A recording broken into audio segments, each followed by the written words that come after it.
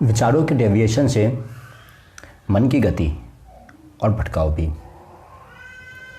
अगर हम अपने व्यवहार में देखें और अपने आसपास की दुनिया को देखें तो हम दो तीन चीज़ों को जो है इस तरीके से ऑब्जर्व कर सकते हैं कि एक तो हमारे अंदर जो विचार चलते रहते हैं।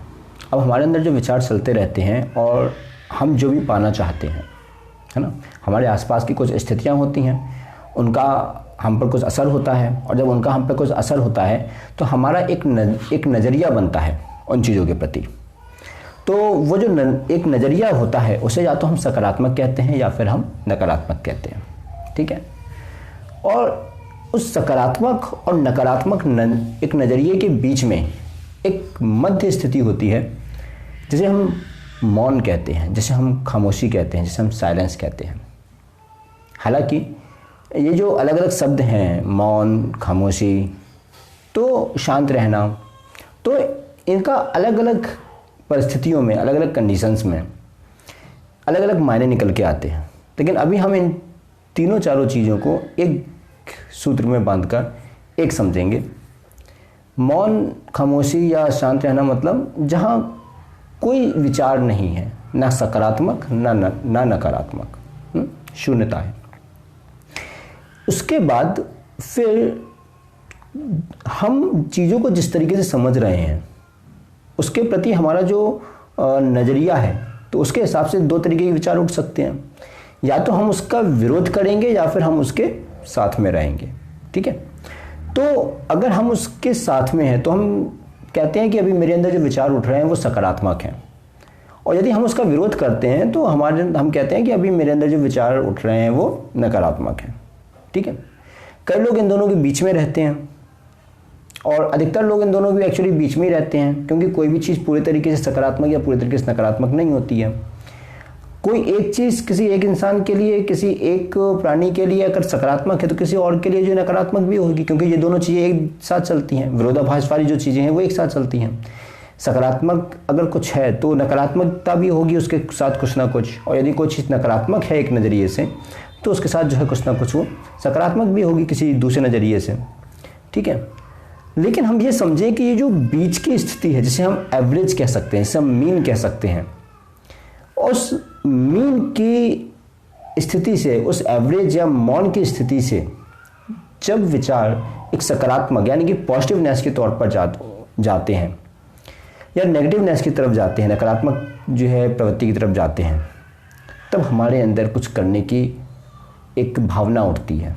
सकारात्मक अगर उठ रहे हैं विचार तो उसके साथ चलने की भावना उठती है, यदि नकारात्मक उठ रहे हैं तो उसके विरोध में जाने की एक भावना उठती है, प्रवृत्ति उठती है।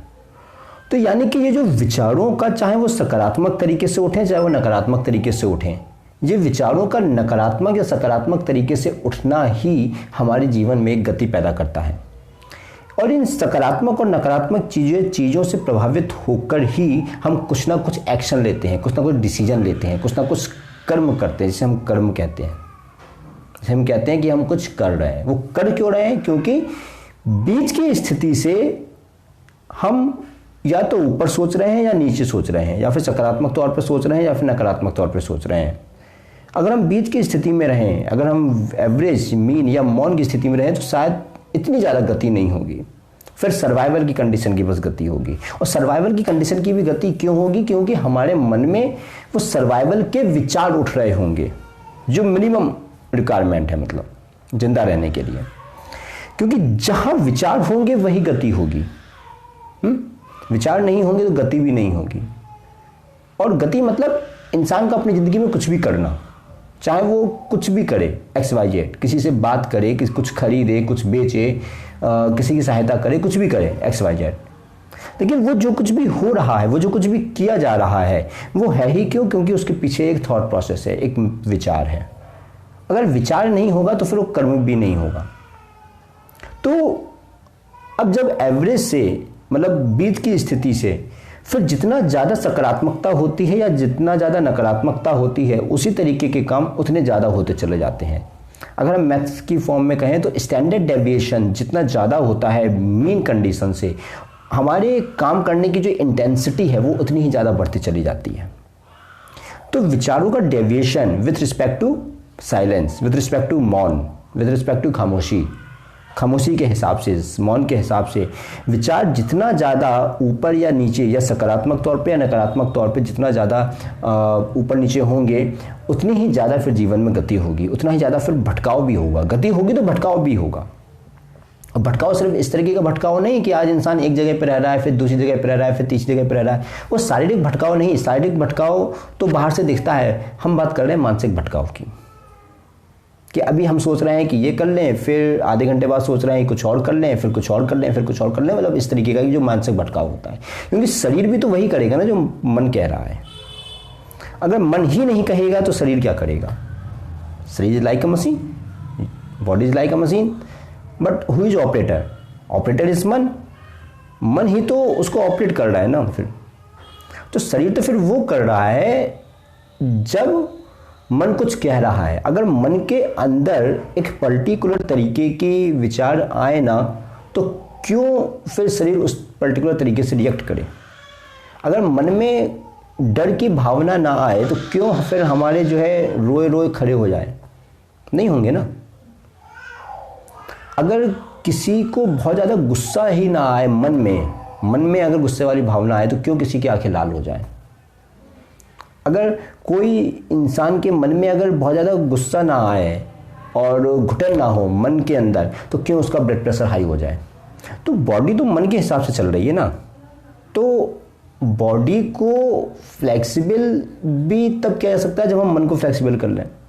और मन को फ्लेक्सिबल में फिर यही है कि फिर मन में किस तरीके के विचार आ रहे हैं, क्योंकि मन में क्या चलते हैं? विचार। मन जो है किस चीज़ को साधन बना के बॉडी से काम करवाता है? विचारों को साधन बनाकर, है ना। तो विचार जितने ज़्यादा होंगे बॉडी फिर उतनी ज़्यादा काम करेगी। अब फिर बात यह आ जाती है कि हमारा लक्ष्य किस तरफ है ना, क्योंकि कुछ ना कुछ तो ज़िंदगी में करना ही है।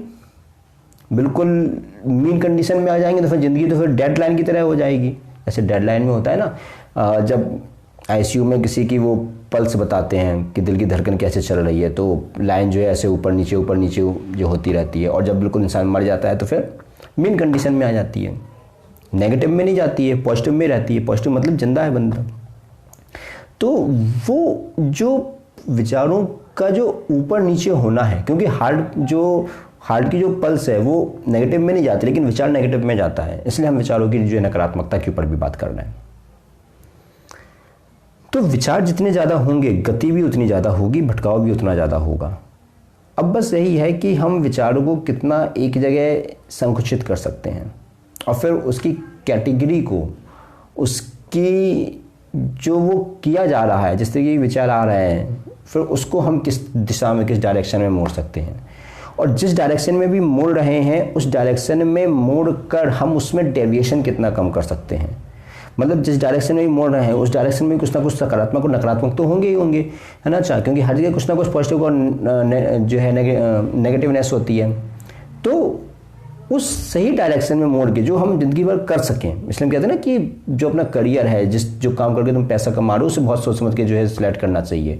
क्योंकि बार बार लाइन बदल रहे हैं, मतलब अंदर विचार बदल रहे हैं, अंदर विचार बदल रहे हैं, इसलिए हमारी लाइन बदल रही है, इसलिए हमारा वो रास्ता बदल रहा है। इसलिए कोई एक ऐसा रास्ता पकड़ें जिसमें हम एक लंबे समय तक जिंदगी भर शायद जो है उसी लाइन में हम काम कर सकें, है ना। तो जब उसी लाइन में जब काम कर सकेंगे तो हमारे दिमाग को अब ये हो जाएगा कि हाँ, अब किसी और लाइन के बारे में जो है नहीं सोचना है। जब किसी और लाइन के बारे में नहीं सोचना है तो उसी लाइन में काम करते हुए जो है अपने विचारों को मीन लाइन से, यानी कि मौन की कंडीशन से एक तो डेविएशन कम करना है। सेकंड थिंग इज दैट कि अगर डेविएशन हो भी रहा है तो नेगेटिविटी साइड में थोड़ा सा कम ले जाना है, क्योंकि नेगेटिविटी साइड में कम हो जाएगा तो फिर जाहिर सी बात है कि उस डायरेक्शन में भी काम रुक जाएगा। तो दो तीन चीज़ें जो हैं कि मन की गति से भटकाव, मन में जो विचार आते हैं उनके मौन की स्थिति से जितना भी दूरी होती है उस दूरी के हिसाब से जीवन में गति होती है, उसी हिसाब से मन में भटकाव होता है और उसी हिसाब से फिर हमारी ज़िंदगी भाग रही होती है। तो ये एक नज़रिया है मौन से और स्टैंडर्ड डेविएशन के पॉइंट ऑफ व्यू से इस चीज़ को जो है देखने का। तो आशा करता हूँ कि आपको ये कंसेप्ट जो है थोड़ा सा अच्छा लगा होगा। और यदि आपको इस वीडियो से कुछ नया सीखने को मिला हो तो प्लीज़ इस वीडियो को शेयर कीजिएगा, लाइक कीजिएगा। और यदि आप मेरे चैनल पर पहली बार आए हैं तो प्लीज़ मेरे चैनल को सब्सक्राइब कर दीजिएगा और बेल आइकन भी प्रेस कर दीजिएगा। तो फिर मिलेंगे अगली वीडियो में किसी नए टॉपिक के साथ। तब तक के लिए धन्यवाद, अलविदा।